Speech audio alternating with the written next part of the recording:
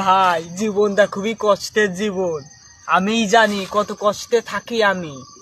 আমার মুখে সব সময় থাকে হাসি খুশি, কিন্তু অন্তর এই কষ্ট কারোর দেখাত পাইনি। ওই আল্লাহ ছাড়া কেউ বোঝে না আমাদের এই কষ্ট।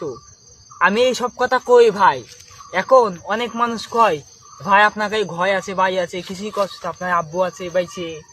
ভাই আপনি বুঝবেন না আমার কষ্ট ভাই। একটা প্রতিবন্ধী মানুষ যে কত কষ্টে থাকে সে একজন প্রতিবন্ধী বোঝে।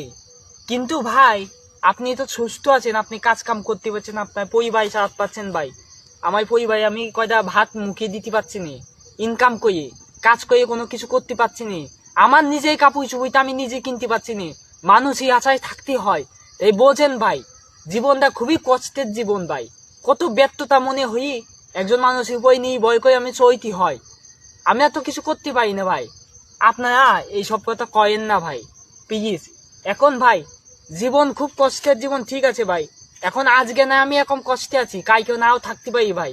আমি প্রতিবন্ধী বইও আমি কষ্ট পাই না ভাই, সত্য কথা যেই দেই।